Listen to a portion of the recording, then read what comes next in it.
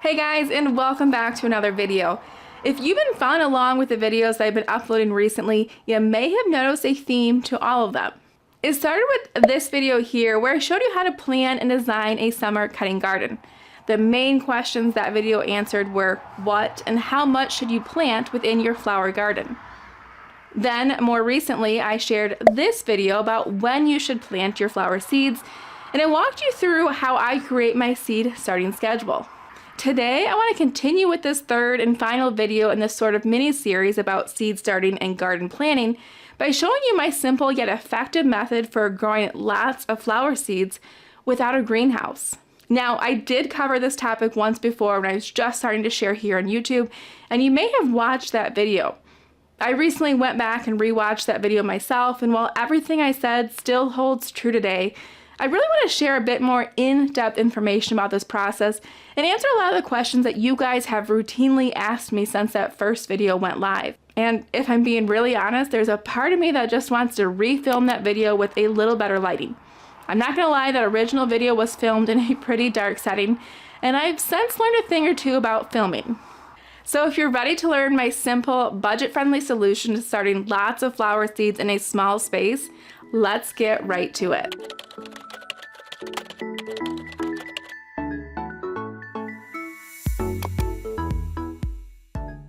Now, I feel like I say this every time that I talk about seed starting, so forgive me if I sound like a broken record, but it's important to me that you understand that seed starting indoors is not a requirement for having a beautiful cutting garden. The purpose of this process is really to get a head start in the growing season. By sowing seeds inside when it's still cold and then planting seedlings into the garden once the weather has warmed, you'll be able to enjoy blooms in your garden sooner. But if all of this that I'm about to share with you, if it all seems like too much, then by all means, you can skip this step and sow seeds directly into your garden once the threat of frost has passed.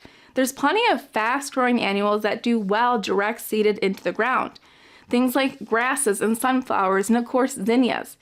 These flowers all sprout within just a few days, so with a little patience and a bit of care, you're still going to get to enjoy plenty of flowers this season.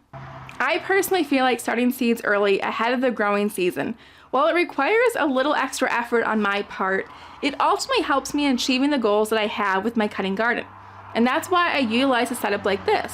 When it comes to starting seeds indoors, what we're ultimately trying to do is to mimic the environmental conditions those flowers would receive if they were growing outside.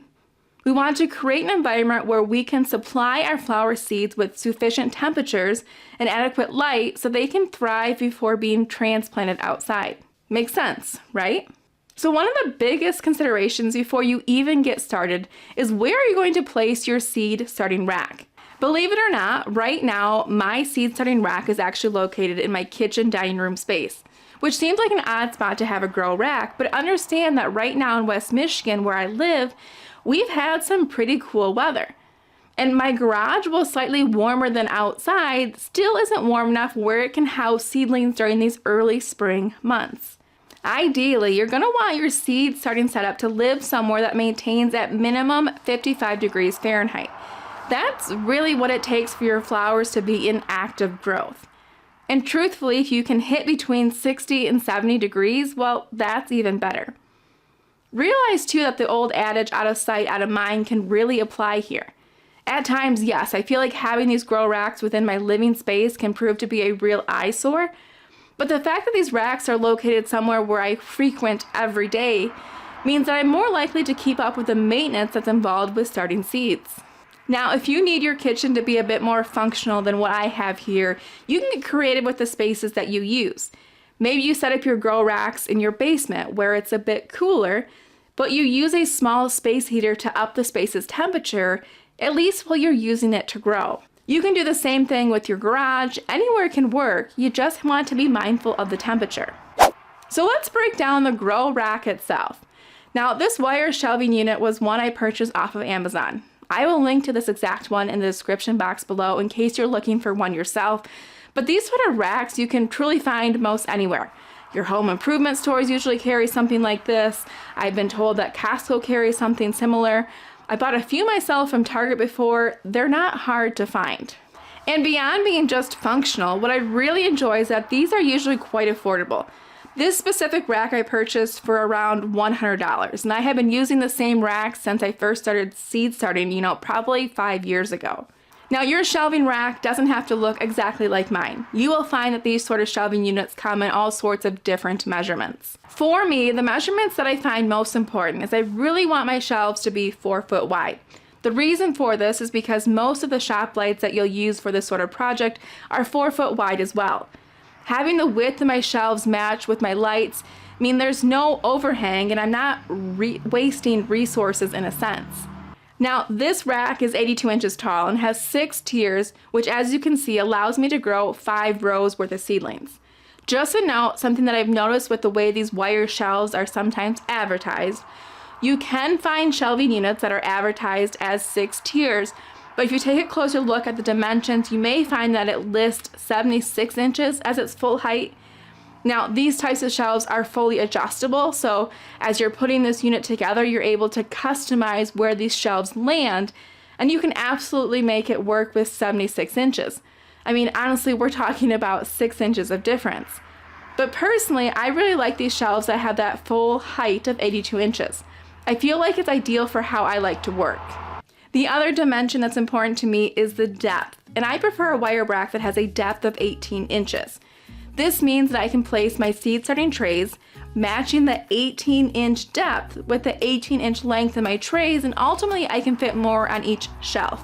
As you can see, while there's still a slight overhang, I can still fit 4 trays per shelf instead of just 2 if I had to place my trays, the long ways.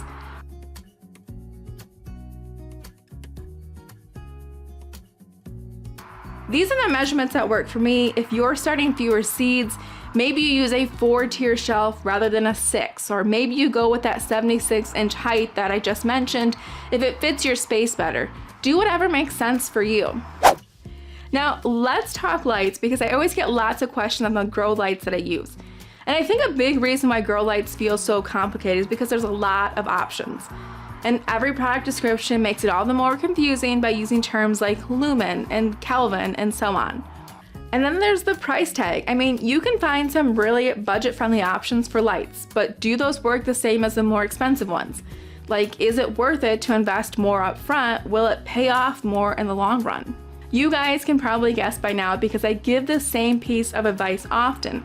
But when it comes to grow lights, the best thing that you can do is to go with whatever is easily accessible to you and within your budget. Too many of us overthink this decision, and while there are some differences between the different grow lights on the market, generally they're all going to work just fine for our purpose, which is to grow a flower seedling. Now, if you're curious, let me give you a few more details about these grow lights that I'm using. So these are 4-foot long LED lights. And what I love about the LED lights is that they don't run up my energy bill too terribly much. These lights, I believe, consume 40 watts, and if I remember correctly, they are the equivalent of a 250 watt bulb. Also, these LED lights do not give off much, if any, heat, so this setup feels very safe to me. If you've ever been around the more conventional fluorescent shop lights, they can give off a bit of heat. These don't do that. Another thing, if you've noticed, these lights are linkable. I can link, I believe it's up to 6 lights together and plug it into a single outlet. And I love that I don't have to run a million different extension cords to this rack in order to light up all of my lights. The plugs for these grow racks actually run to a single outlet, which I have connected to a timer, so I don't even have to physically turn off or turn on my grow lights every day. It's just one less thing for me to have to think about. Now, if you're interested in the nitty-gritty details, I actually had to go back through my order history and check on the specifics so I could share them with you in this video. But these lights I have here are 6,500 kelvins. Now, if you're not aware, kelvins are simply an indication of the color temperature of the light. The higher the number, the more cool or whiter a light will appear to us. Lower numbers are softer and are usually a bit more yellow. 6,500 kelvins is considered daylight. It mimics the sort of color temperature we get naturally from the sun. If you're going to nerd out about grow lights, from what I've gathered, lights that best support vegetative growth, the growth of leaves, stems, and roots, are lights that are between 5,000 and 6,500 kelvins. And real quickly before I lose you with all of this technical talk, but lumens are another common term that comes up in relation to grow lights. Lumens are really just an indication of how much light you are getting from a bulb. It's more or less of an indication of how bright a bulb is. The reason why higher lumens or brighter light is better in this situation is because brighter means you can place the lights higher above your seed starts and that you will get more coverage of appropriate growing light. Now realize it takes a lot of lumens to be able to place your lights far above your grow space. If you've ever wondered how some growers can get away with hanging their lights like on their basement ceiling and having transplants, growing closer to the ground, well, it's because they're using some really fancy and likely expensive grow lights that have, 30, 40, 50,000 lumens. In comparison, these grow lights are just 4,400 lumens. The difference in lumens between a lot of these lower budget lights that you'll find on Amazon, it's really insignificant. It's honestly, in my experience, and I'm not an expert, not going to make a huge difference for you. And that's all right, because we're gonna keep our lights close to our plant starts anyway. So in the setup, we don't need insanely bright lights. Personally, lumens, while it's helpful to understand what they are, it's not something that I stress over when I'm shopping for grow lights. If you're curious as to how I attach these lights to my racks, I just use the hardware that comes with each light. Now each package contains these S-hooks that hook right into my light, and then I use these chains that were also included with my light, and I use a zip tie to secure that chain to the wire shelf.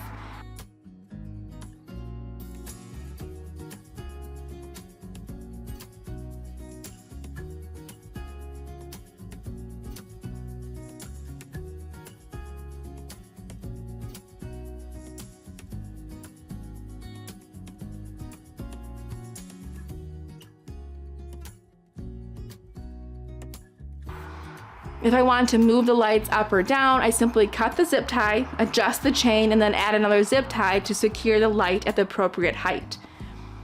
I will link these exact lights in the description box for you in case you'd like to check them out yourself.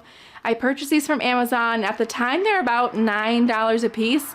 While I've certainly grown my collection of grow lights over the years, to this day, I'm still using those original lights that I purchased within my growing setup.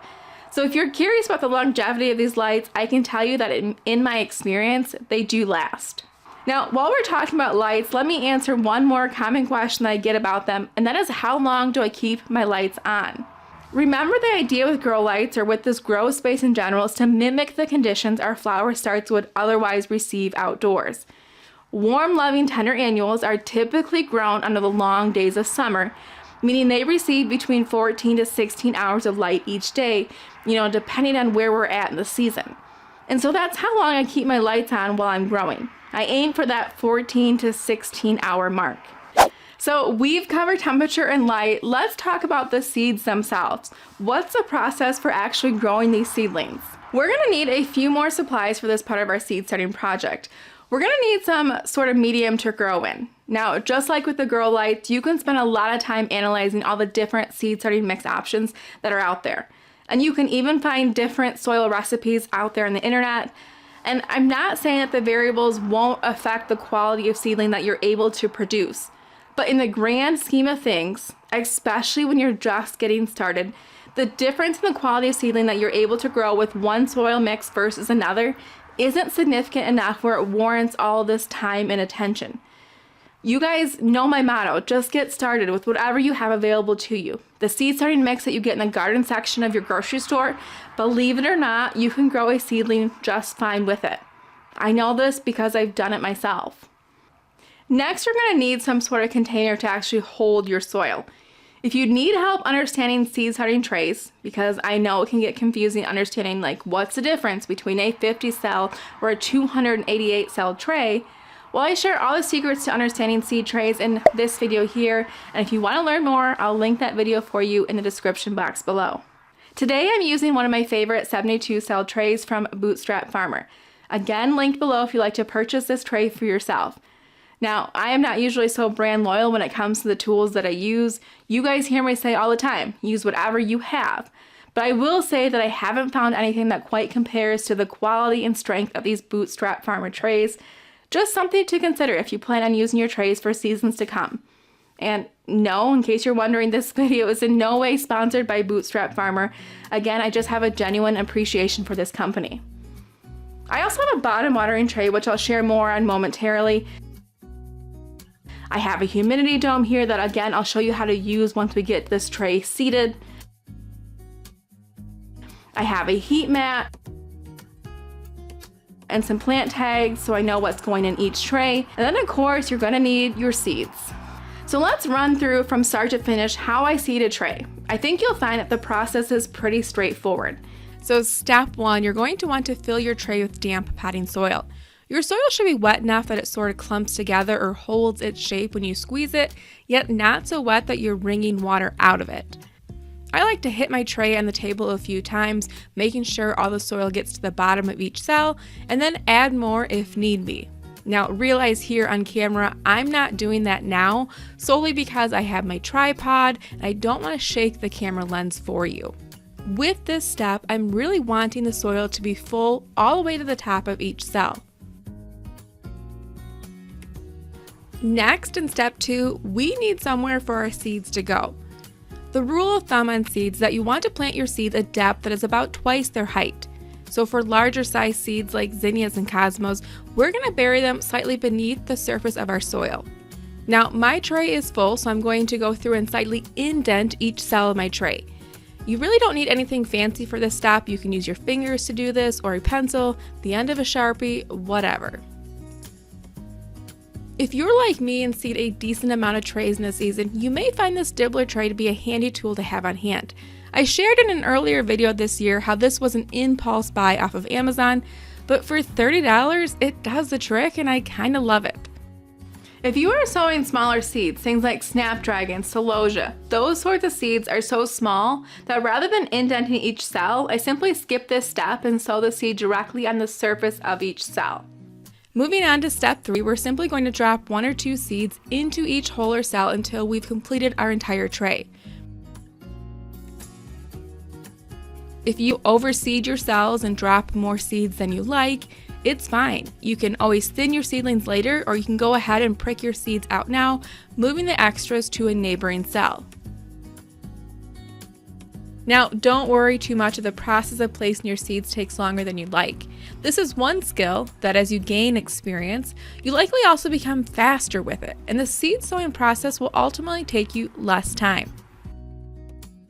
My favorite method for seed sowing is to create a small pouch with my seed packet. I tap the edge of my seed packet gently with my fingers, and as I pass over the cells, a seed falls out. This is just one example of the many ways that you can save time with this step.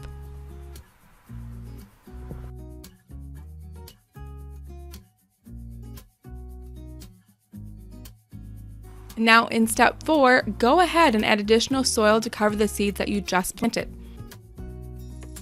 Again, if I'm sowing small seeds onto the surface of my seed tray, I skip this step and instead move on to the next step, which for me is to give each tray a label. I like to include the flower variety that I'm growing and the date that I sowed these seeds so I know where everything is at once it gets placed on my grow rack. Now, another question that usually comes up in regards to seed sowing is, what if I don't need an entire tray of a single variety? Can I use the same tray to grow different varieties? And yes, you absolutely can. When I had a much smaller cutting garden and didn't need 72 plants of each and every variety that I was growing, I'd use the same tray to grow multiple flower varieties. I do recommend that if you're going to go down this route, to perhaps grow varieties that grow at a similar pace to one another within your trays. Placing plants with similar needs within a single tray, it helps to make sure that we're meeting the needs of all of our seedlings. So now that my tray is seated, I'm going to go ahead and place a humidity dome on top. These specific domes that I use are nothing fancy. I buy them in packs of 10 off of Amazon for a really affordable price. And the reason that I point out price in particular here is because I remember in my first year of seed starting, I really wanted to do things right and by the book. But as I was following this process, I just remember feeling like there were so many dollar signs and they were all adding up.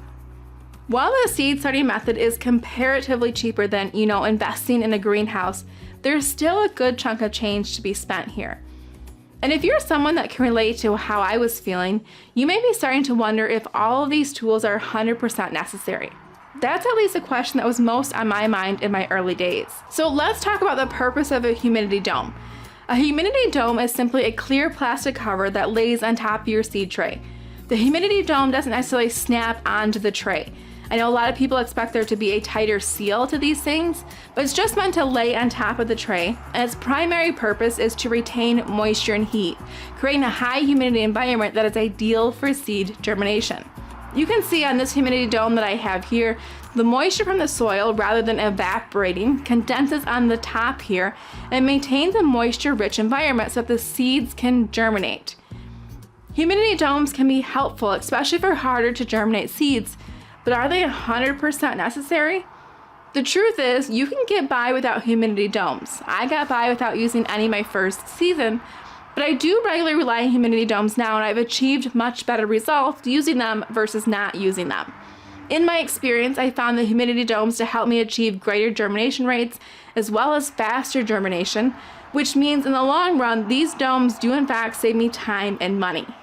The trick with these domes is that you have to pay attention for when it's time to take them off. Humidity domes are really only used on the trays until the seeds germinate. For some varieties, that may take, only a few days. I keep careful watch on my trays, and once I see that about half of my tray is germinated, I remove the dome. Really, once your plants have sprouted, they need lots of air and light. If your seedlings are covered for too long, your domes can start to kill your seedlings. Now, since your domes are only needed at the very beginning of your seed's life cycle, you can get by without having a dome for every seed tray. Because I'm starting seeds, at various times, some things are 8 weeks ahead of my last frost, while others are 4 weeks, I have just enough domes to match the number of trays that I plan to seed each round. I find that by the time that I reach the next round of seeding, I've already removed the domes from the last round, and so they're able to be used again. So that's my long-winded response about humidity domes.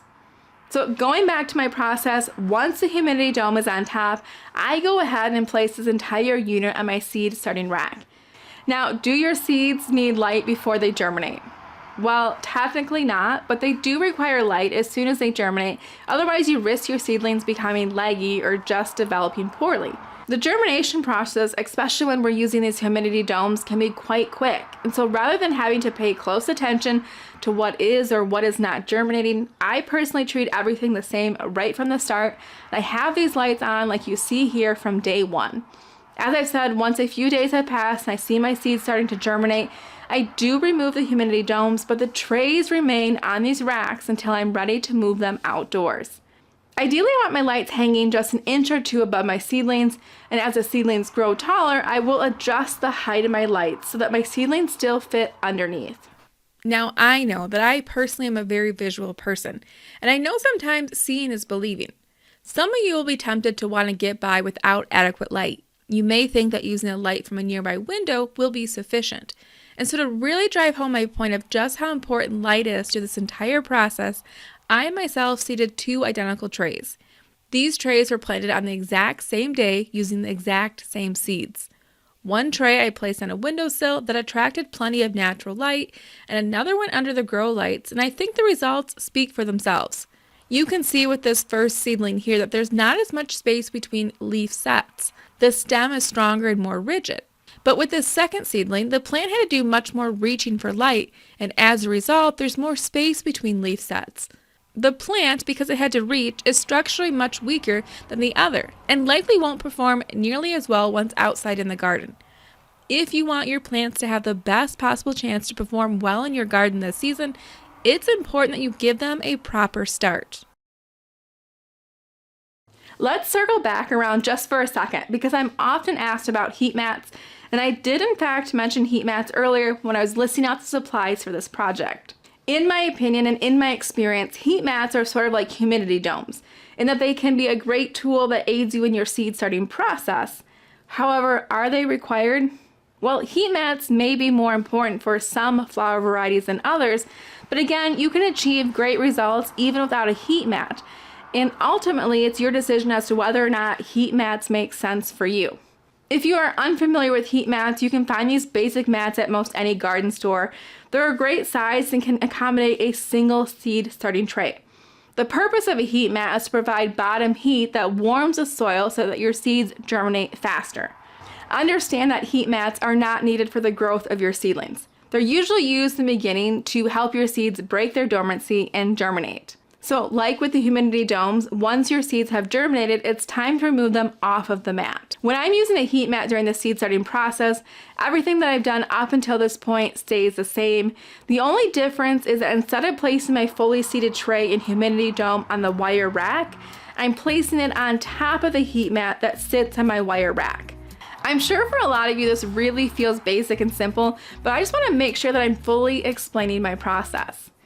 Now for me, I do have about 2 or 3 heat mats that I use throughout my seed starting process.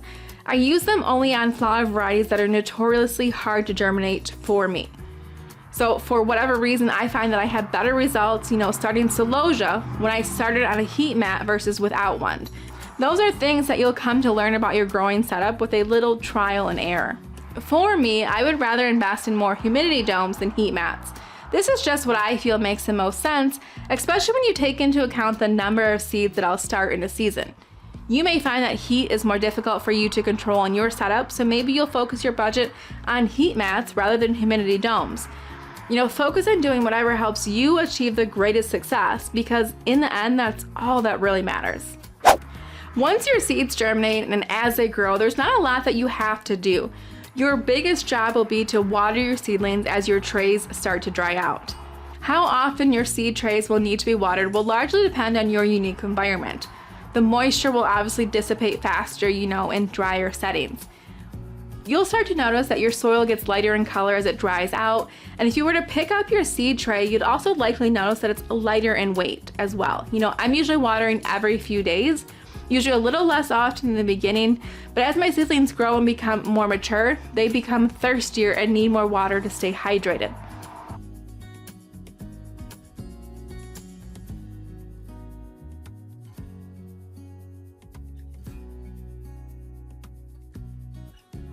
I do prefer to bottom water my seed trays, and most gardeners I know agree that bottom watering is their preferred method, so that seeds don't get dislodged or small immature seedlings don't get damaged by the force of water, coming from above.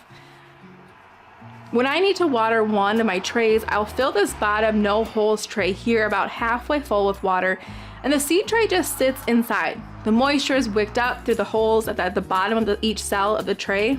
If after a half hour there is still water in the bottom watering tray, I simply pour out the extra. I encourage you to be mindful with watering. You do not want your seed trays to constantly be sitting in a pool of water.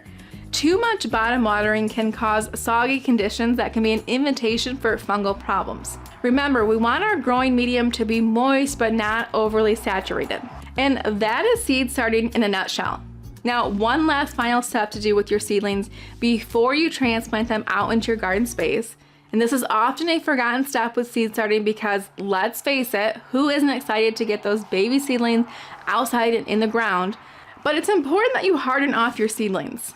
Anytime you're taking seedlings from a protected environment, like what's inside my grow space, to one that's a bit more varied, like you'd experience outside, you want to give them time to adjust. I harden my seedlings off by slowly increasing the time that they're left outside. So about a week before I want to plant my seedlings out into my garden, I'll introduce them to the outside elements. On the first day, I may leave them outside for 3 or 4 hours, but then I'll bring them back inside at night.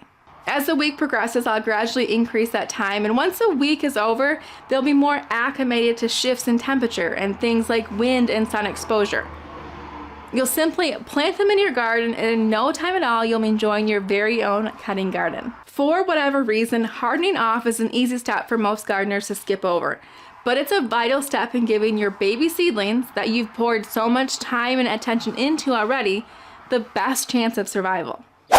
Okay, I'm not gonna lie, I have been talking for a very long time, but it's so important to me that I break down the full process from start to finish. Ultimately, I hope after watching this video that you feel better equipped to handle seed starting for your own flower garden. I will say that while the process is relatively straightforward, there's still a lot that can go wrong, so don't feel bad if you don't get it exactly right on your first try. Trust me, we've all experienced setbacks when it comes to seed starting. It's just part of the process. If you have helpful tips and tricks that have helped you be successful with seed starting, I'd love it if you'd share them in the comments below. I'd also love it too if you let me know if you enjoyed the content in this video by giving this video a thumbs up. Okay, I don't know about you, but I've had fun hanging out with you today. Thank you so much for tuning in. And as always, I can't wait to see you in the next video. Bye, guys.